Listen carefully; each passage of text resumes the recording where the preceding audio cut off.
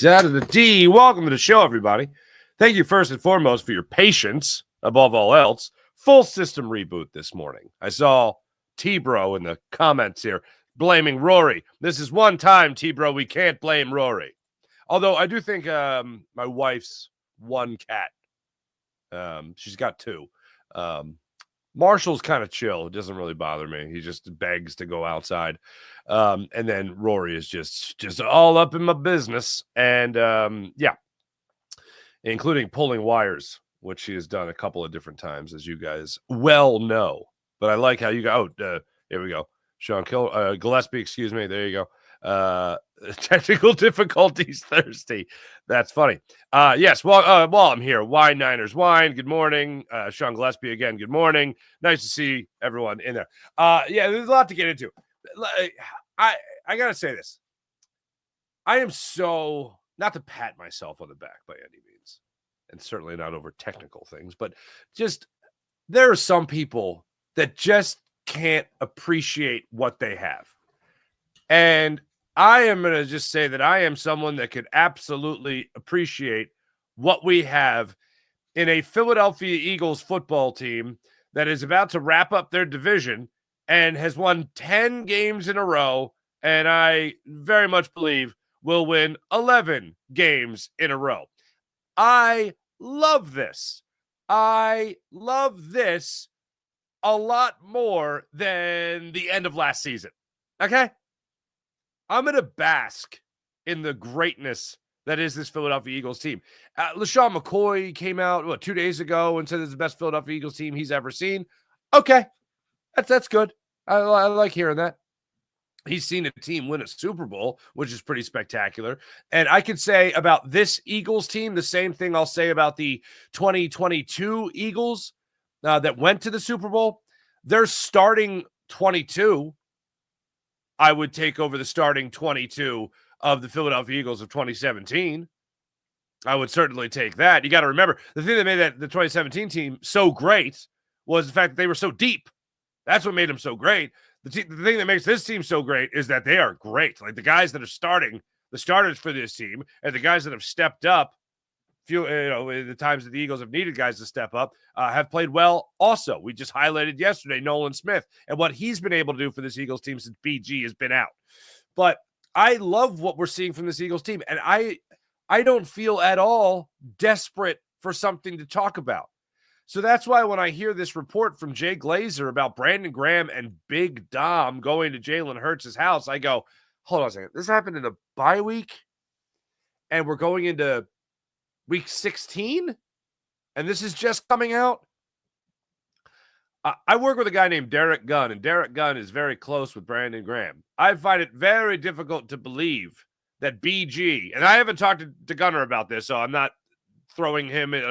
He's not catching strays or whatever. I find it very difficult that this would just come out now, and then it wouldn't come from Derek Gunn. Very difficult to believe. And this is something that we discussed at the time, because I remember on our pregame show bringing up the fact that Jalen Hurts came out after the bye week. And if you remember, Jalen Hurts came out after the bye week and unsolicited, hey, Jalen, how was your bye week? And he's like, good, spent a lot of time here in the Novacare complex, had a conversation with Nick, and we really talked about things and all that stuff. And it was like, hold on. And he's like, Nick's done a great job and blah, blah. I'm like, whoa. He's been asked a couple of different times from mini camp, training camp, start of the season about Nick Sirianni, and literally been given a ball on a tee to be like, hey, say something nice about your head coach. And he's been like, nothing. Has come up with nothing. And then all of a sudden after the bye week, he's got something. I remember talking about with Gunner, if it happened where BG or Big Dom was going to the house, it wouldn't come from Jay Glazer. It would come from my man Derek Gunn. So I'm listening to that, and I'm like, it didn't sound crazy, but it sounded odd coming from Jay Glazer and not people that are a little bit more close, I would say, with Brandon Graham. So I thought that was interesting. Plus, the other things that Jay Glazer talked about was all things that we already know happened. A.J. Brown and Jalen Hurts dabbing up, so to speak. Before the team meeting, going into this game, last week against whoever the hell they played last week. I'm already forgetting. The Steelers. I'm already on to the Commanders. I thought that was interesting. And then I also thought it was interesting that he highlighted Brandon Graham going in front of the meeting and saying, "Hey, I'm sorry for being a distraction. Sorry, everybody." So other things seem to be on point, but I just found it odd coming from Jay Glazer. But one thing the story does attempt to do is shine a little bit of light on why all of a sudden, after the bye, everyone was talking about meetings with Nick Sirianni, and all of a sudden after the bye week, Jalen Hurts had unsolicited praise for his head coach. Because if you remember in minicamp, I believe it was, Martin Frank of Delco Times, was asking the question of Jalen Hurts, what does it say about Nick that he could be so versatile with different coaches coming in? And that was Jalen Hurts' response. It was, I don't really know what you want me to say. And then all of a sudden, it was just this great stuff about Nick Sirianni. Hey, here's the bottom line. Whatever helps you win football games. Whatever helps you win football games. And personally, I understand why the Jay Glazer story would be believable. The reason I don't believe it is because it's coming out now, and it's coming out from Jay Glazer when I know people that talk to Brandon Graham a lot more frequently, and this story is all of a sudden just coming out. Alleged story. Now, as reporters should do, they ask the subject of the story about the story, and Jalen Hurts gave his take on it. I believe it's the best possible way he can handle it. Then he was asked a follow-up question where I've never heard this before. I've never heard someone deny a story, and I even hate the word deny because then that kind of, I think, I don't know, it still has the image in my head of it could have happened, but the person's denying that it happened. Like Jalen Hurts, I like what he did about it because he just kind of corrected it. He's like, not true. That's all I said. We'll let you hear him. But later on, he gets asked the spirit of the question, in the spirit of the report,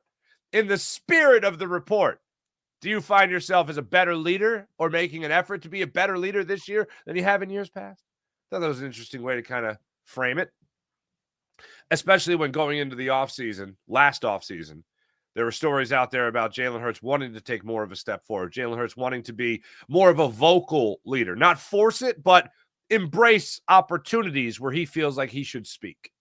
And what was it, after the Browns game where he addressed the locker room? And Nick Sirianni did not. Nick Sirianni supposedly looked at him and said, well, he hit every point. I'm only going to make things redundant. So hands in, let's get a prayer. You know, that kind of thing. So we'll get into the story. We'll get into Jalen Hurts' turnaround. A lot of credit to Doug Nussmeier, Coach Nuss, for what he's been able to do with Jalen Hurts. Reuben Frank, I think, did a really good job, although I don't think he got what he wanted. And I wanted him to get a specific answer. But basically, Reuben Frank's line of questioning to both Jalen Hurts and Nick Sirianni yesterday were, what has Doug Nussmeier done for you, Jalen Hurts? Or asking Nick Sirianni, what has Doug Nussmeier done for Jalen Hurts specifically that has made him better this season? Even with the lack of passing, what has he done? Like, what's the influence, coaching points for Jalen Hurts? Neither got into specifics. And I understand why, and that's a media thing, not a negative media thing, but if you do say something specific, that means you have never done it before. That means it's all Doug Nussmeier and it's got nothing to do with Jalen Hurts, you know? It's all Doug Nussmeier and it's got nothing to do with Nick Sirianni, or it's got nothing to do with Kellen Moore. It's all Doug Nussmeier and everything becomes the focus on him. So if they name one thing that's specific, like for instance, the thing that we got into yesterday when I was giving you my all-22 report about Jalen Hurts looking off safeties and keeping his eyes to the left and then bang coming around to the right and hitting his receiver on that side of the field. One thing I also I knew there was one thing I was missing in my notes. The first play of the game, that stick nod route they ran with Grant Calcaterra to Jalen Hurts' right. Jalen Hurts was looking left, and I believe Devontae Smith was his first read on that. At least that's what it looked like, just judging by Jalen Hurts' eyes. He's looking at Devontae Smith. There's two guys kind of close to him. He looks over to the right of Grant Calcaterra. Bang. Hits him on the stick nod route. Boom. 22 yards. I don't know if that's Doug Nussmeier's emphasis or not, but I will say that that's the thing that I've really noticed that is different with Jalen Hurts this year as opposed to previous years. Even the year he was runner-up in the MVP voting to Patrick Mahomes. More so than ever, I'm noticing him bang, bang, bang. Go through those progressions or at least attempt to look off safeties and manipulate the secondary. So I wonder if that's Doug Nussmeier's influence on him. But yeah, so a couple of interesting things that we'll get into with that, especially when it comes to Nick Sirianni. And I found it just such a perfect quote from Nick Sirianni in light of the Jay Glazer story. It couldn't have been more perfect. And shout out to my man Ray Didinger, because when Ray did the post-game show with me and Seth Joyner, of course, he made a call. Ray Didinger made a call for hurry up offense. I'd like to see the Eagles go, hurry up in the first quarter. They say they've tried everything to score points in the first quarter. They say they've tried everything. But they haven't done a hurry up. So this game last week against the Steelers, you see them come out, boom, boom, boom, hurry up offense. They get 3 points out of it. Then they score again later in the quarter. This little thing to get the rhythm going, little thing to get the timing going, little thing to maybe catch the defense off guard. It worked.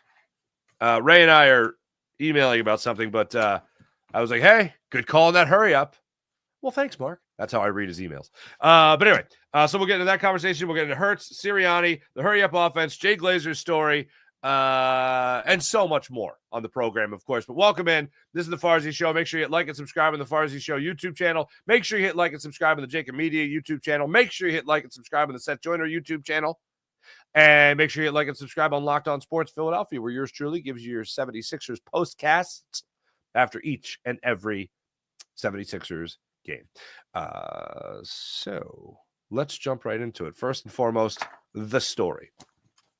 In case you didn't see it yesterday, Jay Glazer goes out there and says AJ Brown and Jalen Hurts did get up in front of the whole team during the team meeting ahead of the Steelers game and, quote, dab up, say we're good, stand up, hey, we're good, just so everyone knows we're good. And then Brandon Graham goes up there and just like, I was a distraction. I'm not even playing right now. Miss Guzzi, I'm sorry. Carry on. So that part of the story is believable. And I'm like, okay, yeah, I knew that. That's good. All right. My man D Gunn put that out as well. And then this is where things start going to crazy town. Jay Glazer says, and people don't know this. But Brandon Graham and Big Dom, all I'm going to say about this is that everyone knows by now that Big Dom's not just a security guard, right? Like he's got his hands in a lot of things. All right. I'm not saying he's calling plays on the sidelines, but he's a lot more than a security guard, in case people have forgotten this. All right. Or in case people haven't learned this. So when I heard Big Dom's name mentioned, I wasn't shocked. And the story that Jay Glazer's telling, if you're just reading the story, you would go, I could see it. There was some criticism at the end of last year of Jalen Hurts' leadership capabilities. There was some criticism at the end of last year about how Jalen Hurts had just kind of left things up to A.J. Brown to be more of a leader in the locker room. And A.J., and this isn't breaking news to anybody, is a hell of a lot and has been a hell of a lot more vocal than Jalen Hurts. So Jalen would just kind of step back and let guys like Jason Kelce or Fletcher Cox or A.J. Brown in years past talk and take on that vocal leadership role, where Jalen was more of the, I'll text Quez Watkins, hey, be ready. We're going to need you this week. That was the leadership capabilities, okay? So this year, it was talked about how Jalen was supposed to be more of a vocal leader. Well, according to the story, that again, Jalen Hurts has denied, and we'll let you hear from him in a second. We'll let you hear the other side of the courtroom. According to this story, Jalen Hurts was having an issue with being that vocal leader again at the bye week, and Big Dom and Brandon Graham went out to Jalen Hurts' house, and they told him, hey, you got to connect more with this team. You got to be more on the same page with everybody. And then after that, you got to meet with everybody and make sure that we're all good everywhere. So that's where you possibly got the praise of Nick Sirianni coming out of the bye week. That's where you might have gotten the Lane Johnson, Jordan Mailata, Landon Dickerson meeting with Nick Sirianni about running the football. That's possibly where all that came from.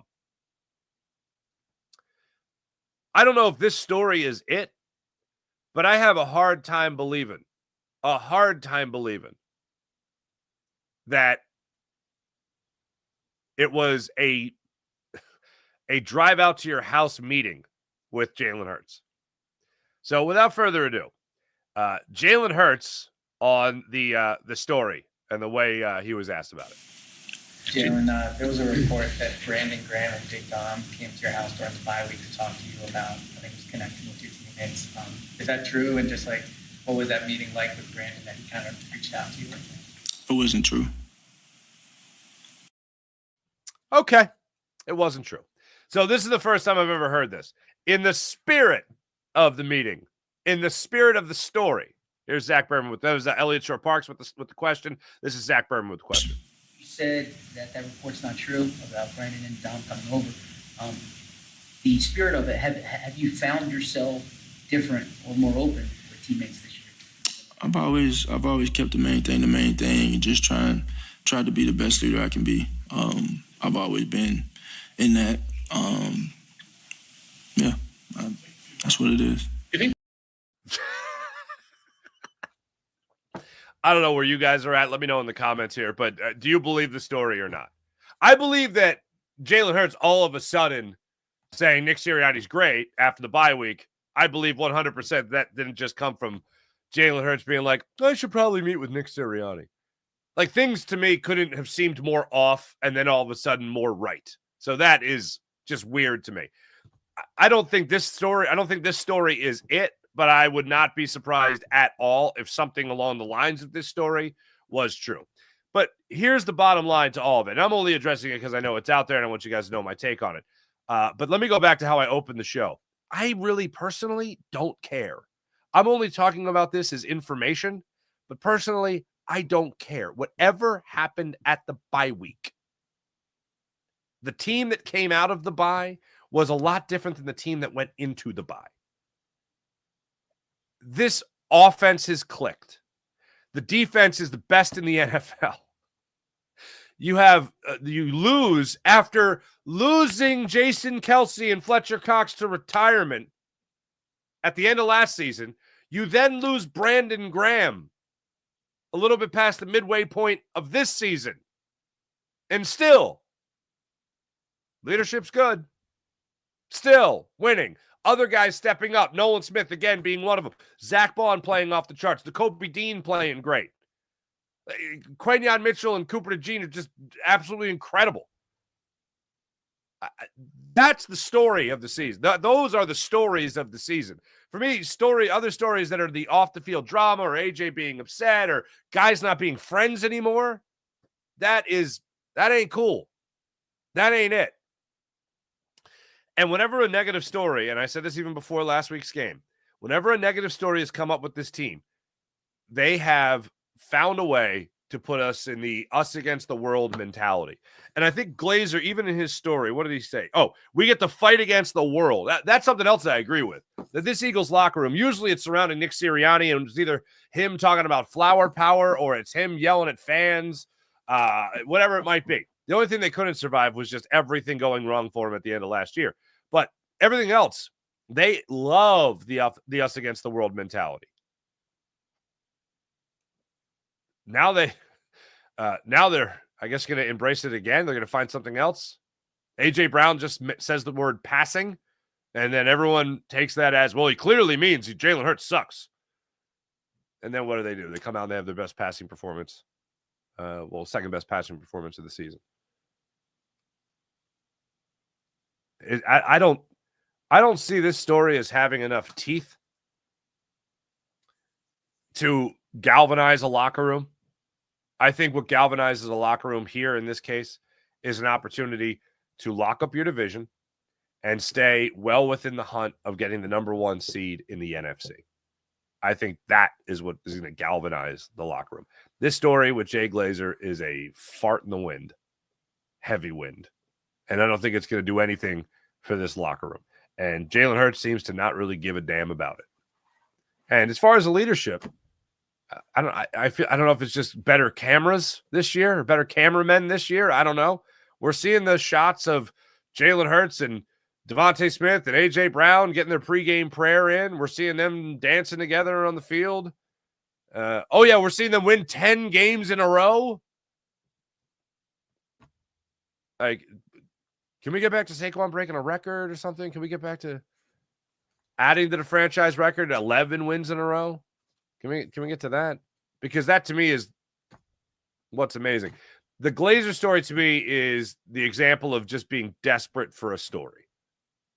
That's what the report is to me. And when I look back on this season, I don't think I'm going to look back on the idea of, it's great. Thank goodness gracious. Thank goodness gracious that Jay Glazer put that story out. I don't think that's the way it's going to go down. And then, again, this is the perfect match to go along with this story. And it goes along with what Nick Sirianni said after the Ravens game, which was, we're boring. We just stay in our routine, and we just keep doing our thing. We're boring. Nothing special. We're just boring. As you guys prep? No, I know we're pretty boring. Oh, the proper setup. You could wrap up the first, you could wrap up the division. You could stay in the hunt for the NFC. Is that something you bring up during the week? As you guys prep? No, I know we're pretty boring. We're getting ready to go play this game. We know that if we do win this game, that will happen. But really, all we can focus on is our preparation. We haven't really talked about that. We'll talk about that after. When we're able to put the hat on or the t-shirt on there. So that's when we'll talk about that. All right.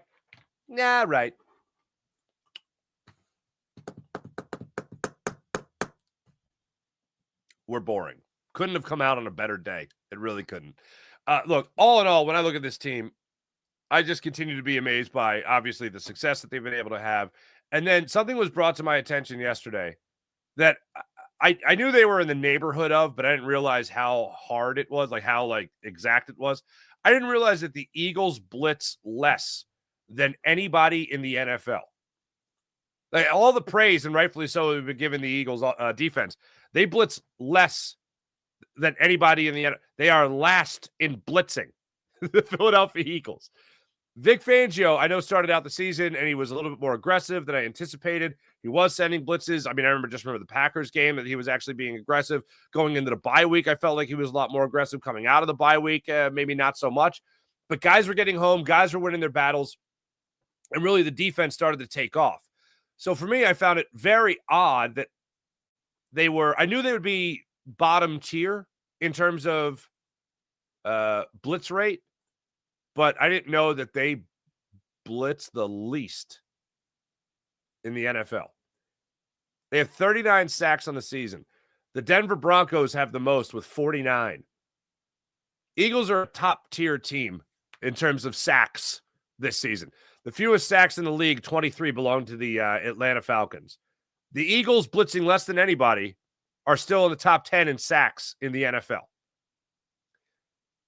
So how is this possible? And Nick Sirianni was asked about it yesterday. It was just like, yeah, it's basically efficiency. We're just very efficient. And I was like, yeah, basically you have Jalen Carter. That's basically what it came down to. And Jalen Carter has just been an absolute beast on the defensive line. And it's not just the fact that he's able to get into the backfield and he's able to get tackles for losses and he's able to get sacks and all that stuff.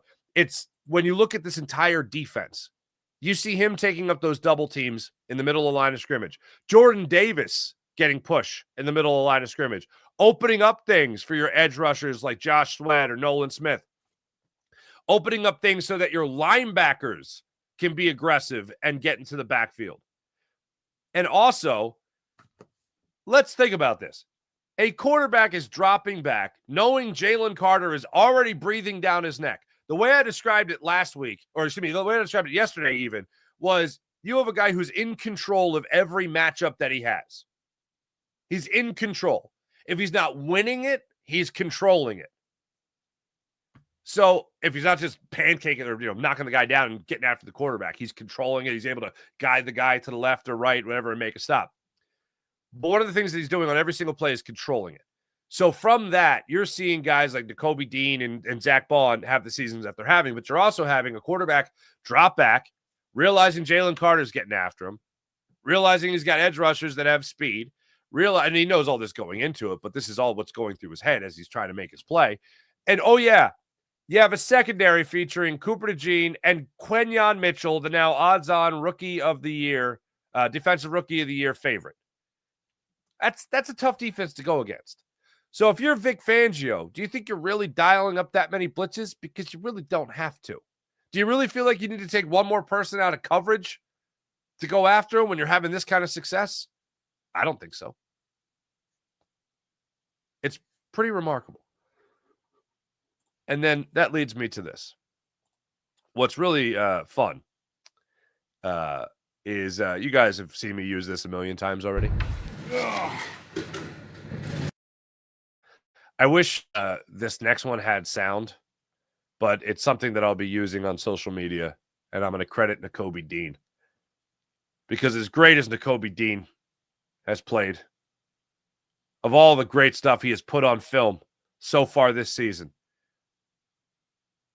this is up there. This is up there with tackles for loss, sacks, pass breakups. This is up there with it all. Of all the things that Nakobe Dean has put on film, he put this on Instagram yesterday. I don't know where he got it. I don't know how he obtained it. I don't know what it's from. I don't know. Maybe it's a behind-the-scenes Hard Knocks thing. I don't know. Ladies and gentlemen, Vic Fangio making meatballs.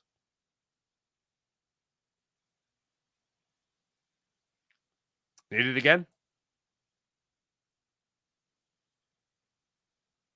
One more time. He's rolling a meatball. Thank you, Nakobe Dean. I needed that in my life. Ugh. Sitting down to a big old plate of meatballs. Something else. I mentioned the hurry up from the game. Coming up here against the Commanders. Marshawn Lattimore is going to be involved in this one. The Eagles faced him already against the Saints earlier in the season. If I learned anything from the Eagles matchup against the Commanders earlier in the season, Eagles won that game 26-18. They forgot they rattled off 20 points. They made it a little uncomfortable, but they ran off 20 points in the fourth quarter of that game.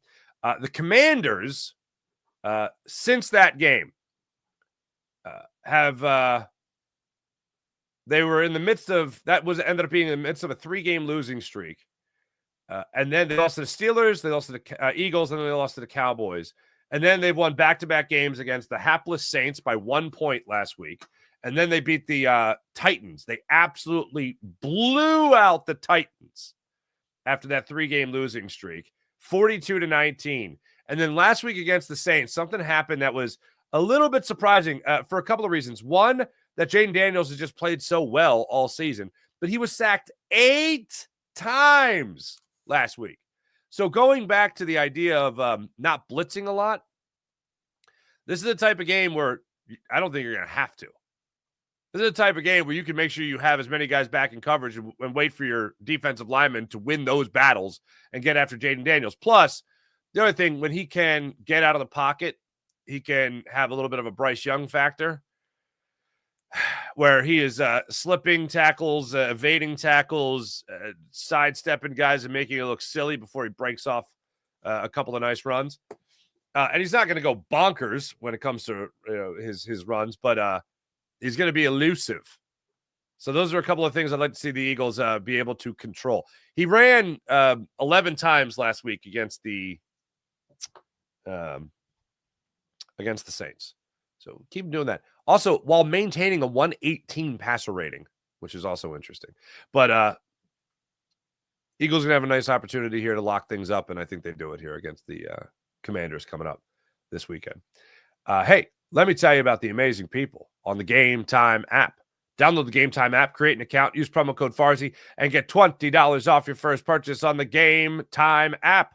You want to go to the concert? Want to go to the comedy show? Download the Game Time app, Create an account, use promo code Farzy, and get $20 off your first purchase. Last-minute gift ideas for the holidays? Download the Game Time app, and you can give that special someone those tickets that they so desperately want. You can also buy tickets an hour after an event starts, which means if you're going to a concert or a comedy show, sure, you might miss that opening act. You might miss the middle, but you'll see that headliner at a great discounted rate, all courtesy of the Game Time app.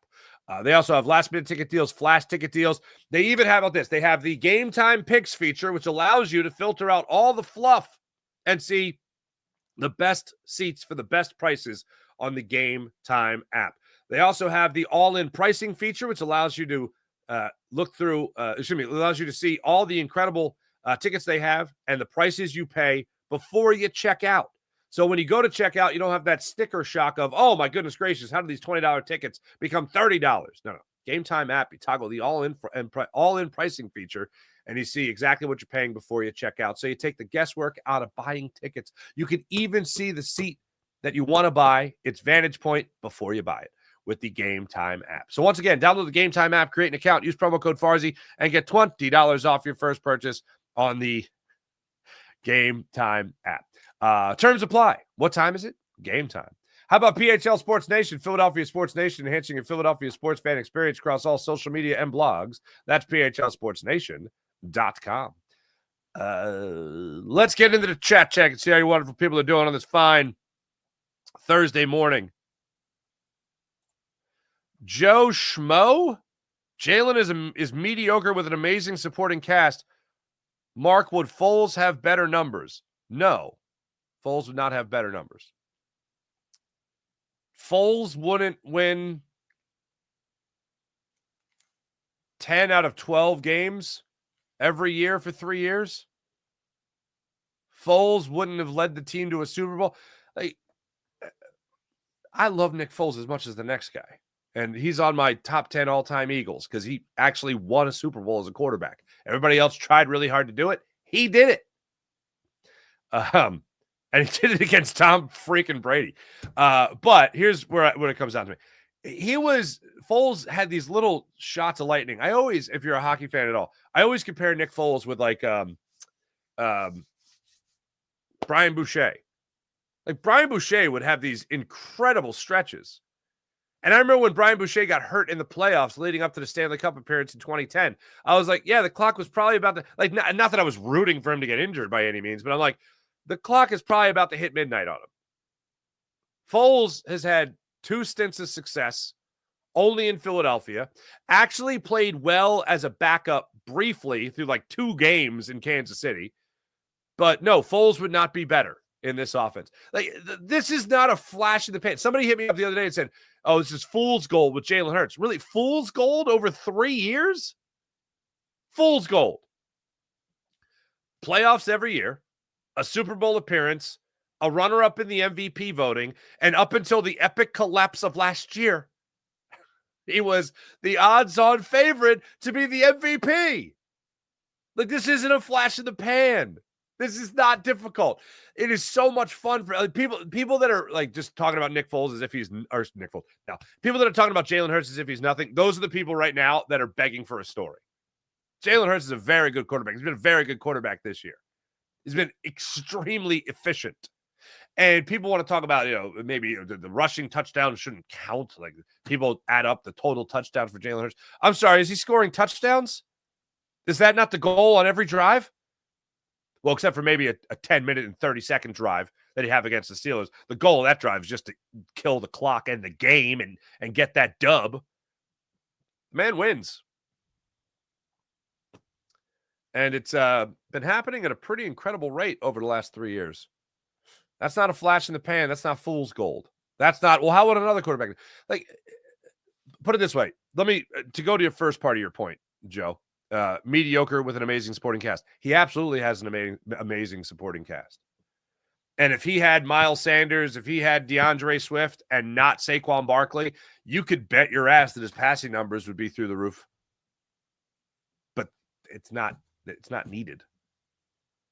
If you have the most dominant force in the NFL, which is Saquon behind this offensive line, I want a quarterback that's going to realize that and not go into the game with the attitude of, but I got to get my numbers.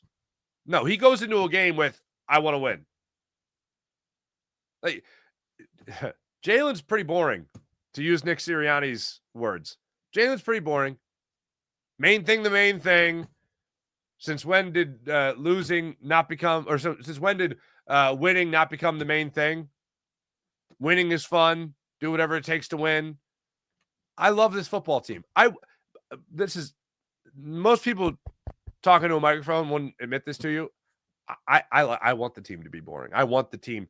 If boring is 10 straight wins, if boring is a running back that's still somewhat in position to break a 40-year record,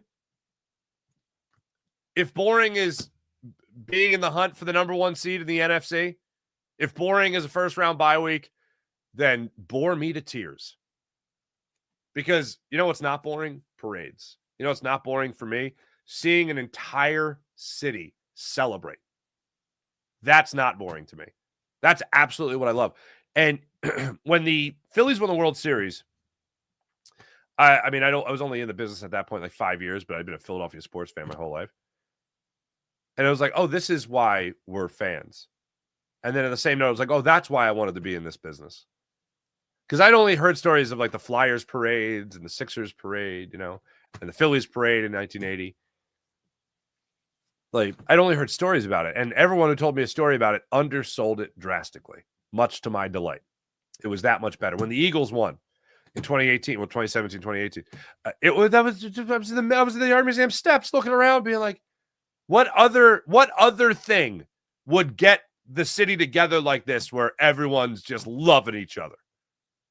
They even returned Sidney Jones's phone.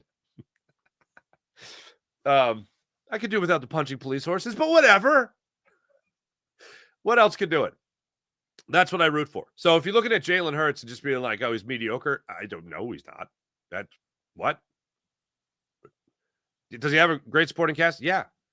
But let's see. So for a couple of years now, he's had 1,000-yard wide receivers, 1,000-yard rushers. And this is a year where he's taken a back seat to it all. Hey, look, the argument of Jalen Hurts, what was the term? Like the Robin to Batman in this scenario? Yeah. But do you want a guy who is Robin fighting to be Batman? Nobody wants that. The star of the show, again, the most dominant thing that the Eagles have going is Saquon Barkley running behind this offensive line. I compare it to, if you're like me and you grew up with the stories, and if you've heard this before, I'm sorry, but I compare it to, like, I grew up with the stories of like, oh my, if Barry Sanders was behind the Cowboys offensive line and not Emmitt Smith, oh, Barry Sanders, what he would have done. This is that. This is Saquon.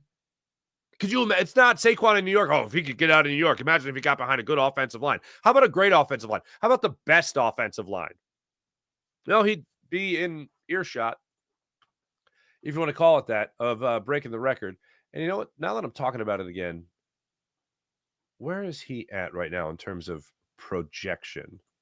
Because he was on pace to beat it by about 100 yards. And then after his, just lackluster performance.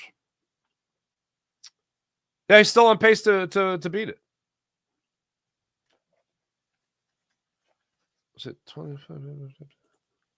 Is it 2107? Or is it 2007? I think it's 2107, so he might not be it wasn't the story this week, so I the numbers are getting in my head. What is that? Stop doing that. Why are you? Oh, yeah, it's 2105, not 2107. 2105. So, yeah, he's no longer on pace to break it. He's going to be about 55 yards shy. But, hey, he could go off against the Commanders and just completely dominate. He could. It could happen. Anyway, so that was the first comment. Sean Gillespie, hello again. The technical difficulties things. Jason A., good morning. Big Dom and BG threatened Hurts to praise Sirianni. Tate, I'm over insiders. Internet killed their purpose. That's funny. Mr. Sandman, what's going on? Should I say Mista? I think I should say Mista. 2004 Eagles loaded, just like the defense alone had Dawkins, Curse, Trot. That's true. That was a very good team.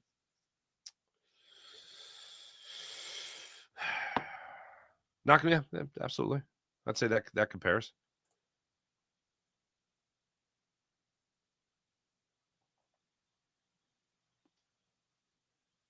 It's pure comedy how Jalen Hurts doesn't mess with media. The same media throws him softball questions.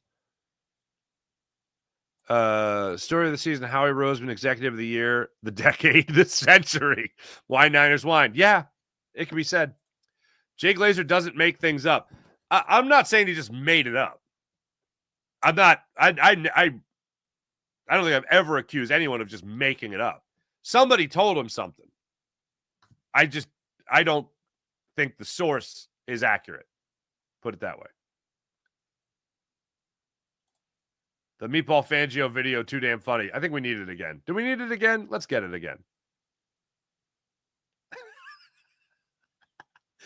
I swear, if I knew I was adopted, I'm not adopted, but if I knew I was adopted, I'd be like, Fangio might be my dad. He might be my dad. I know my dad. My dad's awesome. I love my dad. See him on Christmas Eve again. Joe Farzetta. What's up, Joe? He taught me how to make meatballs. Yeah. But man, the Fangio stuff. I want to do that by the end of the year. Put together the Fangio dad energy piece that has him making the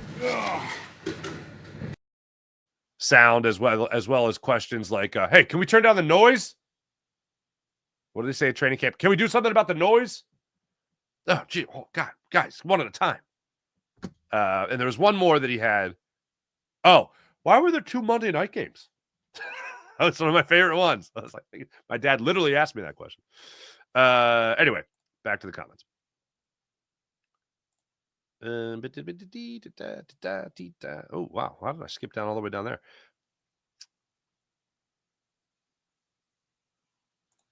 Brian, if BG said it's a lie, I'm pretty sure it's a lie. Well, BG, did BG come out and say that story was false? I know he was interviewed somewhat recently. Was that yesterday?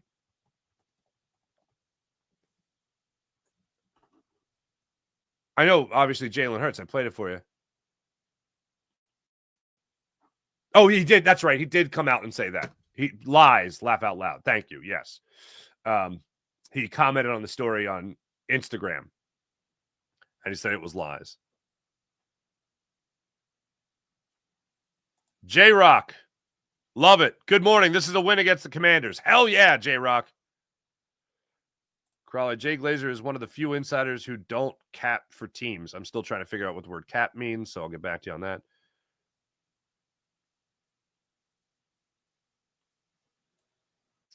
Foles is so much better than people that Kyle, I agree with this.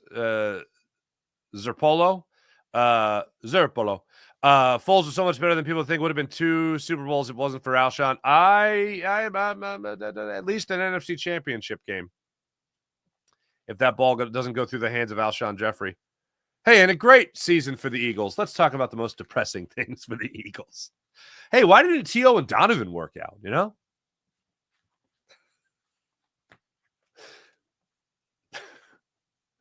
Why did Chip Kelly trade LaShawn McCoy, man? What's with that? Why did he get rid of Deshaun Jackson? Why? April! Morning, April. Mandel Harvey, hello. I noticed that in crunch time, our quarterback is the best player on the field. He's not a stat patter who goes missing against real teams. Notice Josh Allen and the Ravens and the Texans. Josh Allen versus the Ravens and the Texans. Yeah, how about that?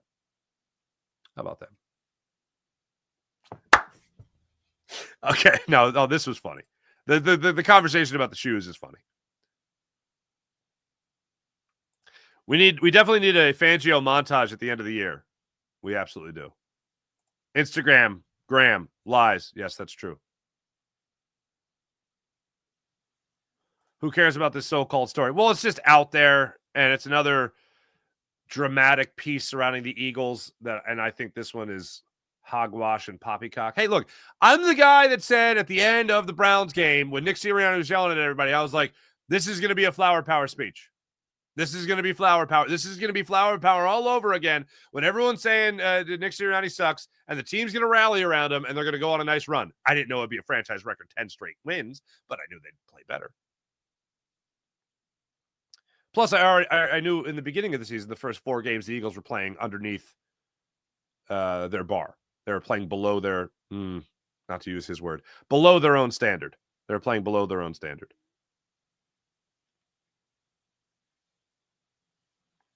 Crowley, BG doesn't lie. Damn right he doesn't. The number of times people have sent me the video of the Eagles fan delivery guy is hilarious. This is definitely me at work talking ish all season. Good for you.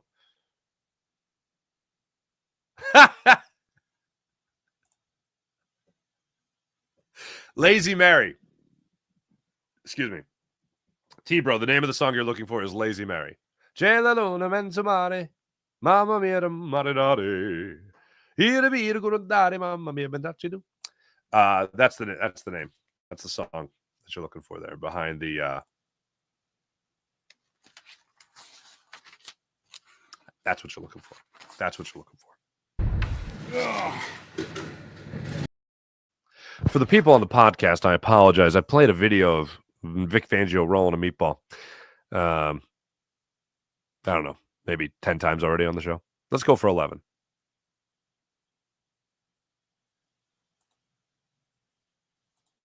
So that's what y'all wanted to see, huh?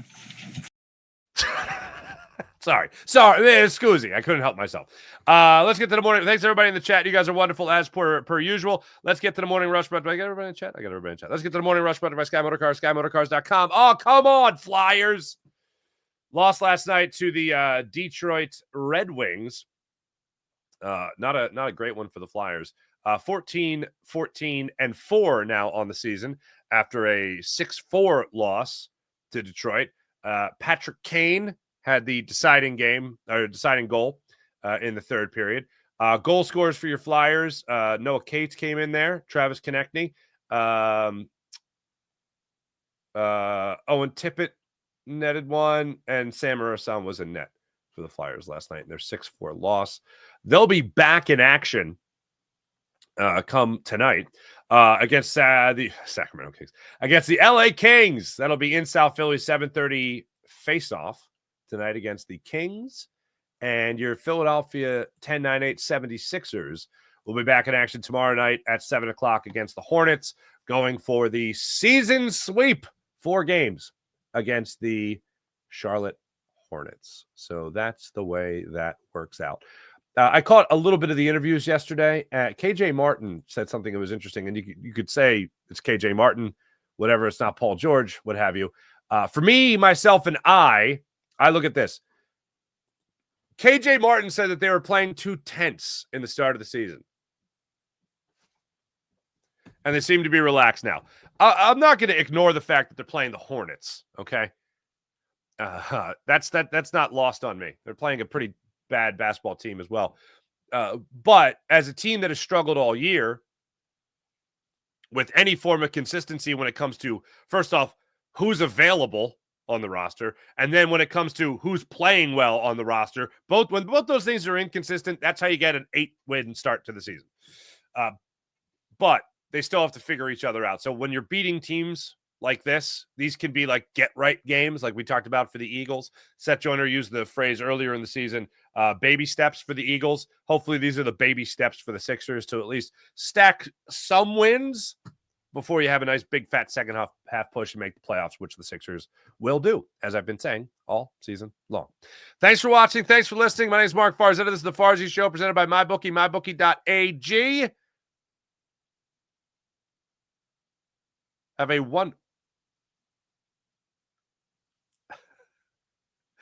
a wonderful. Oh yeah, Lazy Mary is the Mets' seventh inning song, but Lazy Mary is also a fine Italian American standard, and I don't associate it with the New York Metropolitans. But that's funny. Thanks everybody in the chat. You guys are wonderful as per usual. My name is Mark Farzetta. Make sure you hit like and subscribe on the Farzy Show YouTube channel. Make sure you hit like and subscribe on the Jacob Media YouTube channel. Make sure you hit like and subscribe on the Locked On Sports Philadelphia YouTube channel. And make sure you hit like and subscribe on the Seth Joyner Show YouTube channel as well. Have a wonderful rest of your day, everybody. One more time. Yeah, that's right. That guy's leading the number one defense in the entire NFL, and he's blitzing less than anybody, but he's still getting the job done. Thanks, everyone. Catch you guys tomorrow. Bye.